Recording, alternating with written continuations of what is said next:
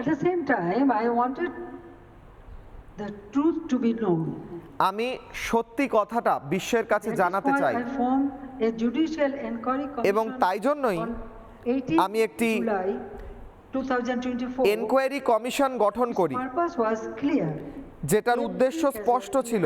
To be investigated. প্রত্যেকটি তথ্যকে খতিয়ে দেখতে হবে, প্রত্যেকটি হিংসার ঘটনাকে তদন্ত করে দেখতে হবে, Know the truth. আর প্রতিটি পরিবার যেন সত্যি কথাটা জানতে পারে। These families visited the injured. যারা আহত, যারা নিহত, তাদের বাড়িতে আমি নিজে যাই সেই সময়, আন্দোলনের সময়, Level of medical treatment free এবং of cost. তাদেরকে বিনামূল্যে On সবচেয়ে 1st August, I strengthened the inquiry into a 3-member commission so that the investigation would be credible and comprehensive. But after seizing power, the illegal interim government led by Mohammad Yunus stopped the investigation. They did not allow the truth to come out. They gave indemnity to those who involved in the killings. If they truly wanted justice, why did they stop the inquiry? If they had nothing to hide, why protect the killers? That one decision tells the truth. They did not want justice, they wanted power. They did not want investigation, they wanted the evidences buried. Their own words export the truth. An NCP leader said revolution would not have succeeded if police had not been killed and the metro rail had not been set on fire. A BNP leader in Sirazganj also said publicly that Enayatpur police station was burned and police were killed to make the revolution succeed. These statements show that the July-August movement was not merely a quota reform movement. It became a coordinated assault on constitutional order driven by সংবিধানের বিরুদ্ধে আক্রমণ ছিল instruction, organized violence, এবং এটি একটি পরিকল্পিত ষড়যন্ত্র এবং হিংসা ছিল। conspiracy did not end on 5th August. এবং ষড়যন্ত্র 5ই আগস্ট শেষ হয়ে যায়নি। 5ই আগস্টের পর A campaign of political persecution.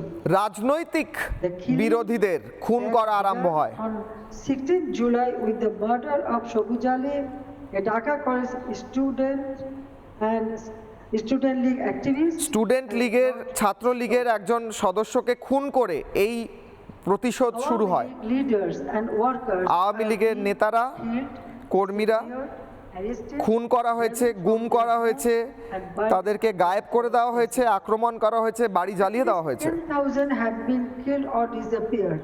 10,000-এরও বেশি খুন করে দেওয়া হয় বা গায়েব করে দেওয়া হয়। Last 2 years. 2 বছরে 3,500 cases have been filed.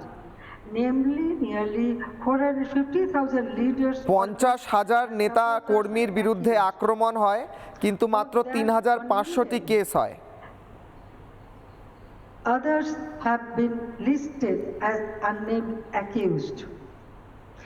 Against me, more than আমার বিরুদ্ধে 600 cases have been 600 filed. মামলা করা হয়েছে। Women activists of Chhatra League, Mo- student organization, ছাত্রলীগের মহিলা কর্মীদের affiliated organization are facing abuse, humiliation. ছাত্রলীগের মহিলা কর্মীদের অত্যাচার করা হচ্ছে Many leaders এবং and workers have also হেফাজতে died নিয়ে অত্যাচার করা হচ্ছে। amid documented accounts of torture, denial of medical treatment, deprivation of পুলিশের food, হেফাজতে নিয়ে অত্যাচার করা, তাদের চিকিৎসা না দেওয়া, খাবার না দেওয়া, এই সমস্ত কিছু করা The হচ্ছে। persecution is not limited to the Awami League members. শুধু আওয়ামী লীগের কর্মীদেরই অত্যাচার করা হচ্ছে না, The member of minority community, বাংলাদেশের সংখ্যালঘু সম্প্রদায় intellectuals, এবং তার সঙ্গে সঙ্গে সাংবাদিক, journalists, আইনজীবী, professionals, বুদ্ধিজীবী, workers, even rickshaw pullers, rickshawwala, farmers, ordinary চাষি, citizens have been সাধারণ attacked মানুষ প্রত্যেককে আক্রমণ করা হচ্ছে or accused in murder cases. অথবা তাদেরকে মিথ্যা কেস দেওয়া হচ্ছে No one who stands for the spirit of the liberation war is safe. যারাই মুক্তিযুদ্ধের পক্ষে Symbols and তাদের বিরুদ্ধে memorials of অত্যাচার liberation চলছে war have been destroyed. Freedom fighters have been humiliated. যারা রাজনৈতিকভাবে যারা সেই বাংলাদেশের মুক্তিযুদ্ধে অংশগ্রহণ করেছিলেন তাদের রাজনৈতিকভাবে অত্যাচার করা হচ্ছে Memorial Museum at Dhanmondi 32 has been attacked and demolished in phases. Sheikh Mujibur রহমানের বাড়ি ধ্বংস করে দেওয়া হয়েছে Not random violence. এটা সম্পূর্ণভাবে পরিকল্পনা মাফিক বাংলাদেশের মুক্তিযুদ্ধের ইতিহাস মুছে ফেলার চেষ্টা বাংলাদেশে যেন একটি রিসেট বাটন টিপে দেওয়া হচ্ছে যাতে সমস্ত ইতিহাস মুছে যায় মুক্তিযুদ্ধের ইতিহাস মুছে দিতে চায় এরা বাংলাদেশের ইতিহাস নতুন করে লিখতে চায়